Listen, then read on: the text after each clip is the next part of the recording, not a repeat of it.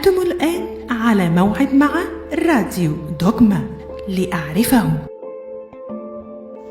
أهلا بيكم أعزائي المستمعين في برنامجكم من يجدها. بنفكركم إن البرنامج مقدم لحواء، لكن أهلا بكل آدم يحب يسمعنا أو يشاركنا. بنقدم شخصيات نسائية من الكتاب المقدس وبنجاوب على أسئلتكم. السؤال اللي جالنا النهاردة بيقول: خطيبي عصبي وبياخد قرارات مش مظبوطة، وممكن يكون بسيط لكنه متسرع في أمور مهمة في حياتنا. بصراحة بنتقده كتير وبنتخانق كتير، أنا زهقت. هو طيب بس بيدخلنا في مشاكل. تعالوا ندور على إجابة السؤال مع بطلة قصتنا النهاردة. وبطلة قصتنا النهاردة هي أيقونة الحكمة أبيجايل، واللي بينطبق عليها الآية: الكلام اللين يصرف الغضب.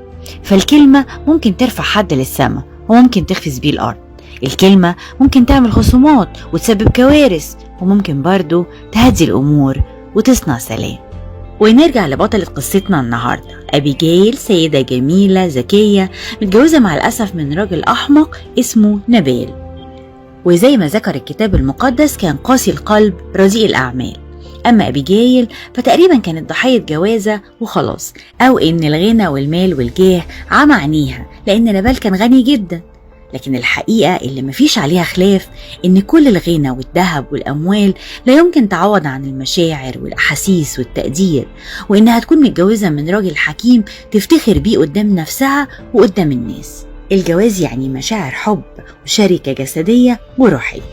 ونرجع لبطلة قصتنا النهاردة أبيجايل، واللي معناها بهجة أبيها. فواضح إن من ولادتها كانت جميلة مبهجة مفرحة لكل اللي حواليها، ويبدو إن جمالها كان من النوع النادر اللي محدش يقدر يتجاهله، الجمال اللي أخذ عقل نابال واشتهى إنها تكون امرأته مهما كلفه الأمر. والأجمل في أبيجايل كان جمال الروح وحلاوة النفس، الخلق والأخلاق. وتبتدي القصة لما كان داود هربان من شاول الملك اللي كان عايز يقتله علشان ما ياخدش المملكة منه، مع ان ربنا هو اللي رفض شاول واختار داود بداله. وكان داود ورجالته بيحموا نابال وممتلكاته. ولما نابال كان بيجز الأغنام، وده بيبقى يوم يعني زي عيد، لأن صوف الأغنام بيتباع وبيجيب فلوس كتير، فنابال كان عامل وليمة وعزومة كبيرة، وداود وغلمانه ساعتها كانوا جعانين. فبعت داود 10 غلمان يطلبوا بركة من نابال بكل أدب وذوق، إلا إن نابال الأحمق رفض وتهكم عليهم وصرفهم فارغين.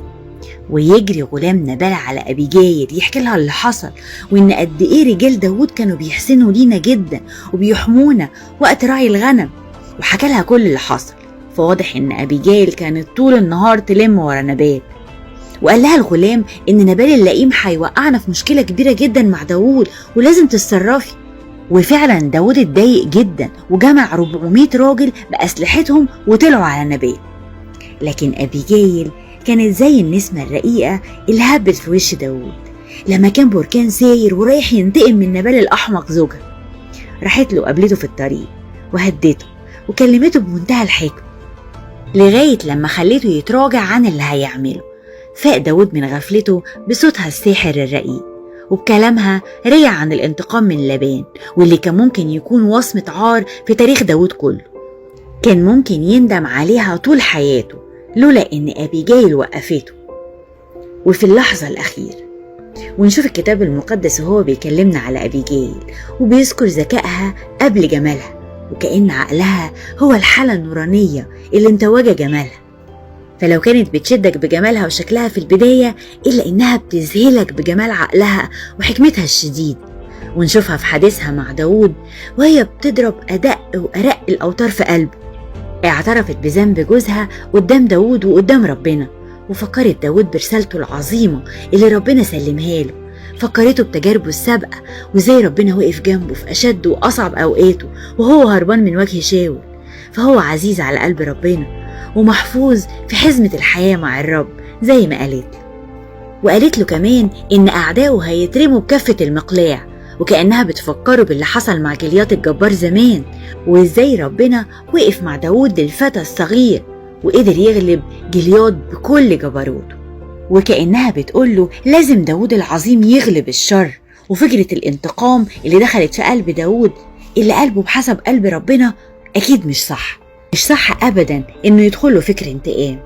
وبشرته بأن مجد ربنا قريب جدا، وإنه ما ينساش لما يحقق المجد والنصر إنه يفتكر أبيجايل، وكأنها محامية من أبرع المحاميين بتدافع عن قضية يبدو إن هي خسرانة والخصم قوي، لكن بالحكمة قدرت تحدد نقط الضعف والقوة في القضية، عرفت إزاي تبتدي وإزاي تدافع، وقد إيه كانت سريعة التصرف، لأنها كانت عارفة ممكن يحصل إيه لجوزها بسبب تسرعه واندفاعه، ولو كانت اتأخرت شوية كان ممكن يحصل اللي محدش يقدر عليه.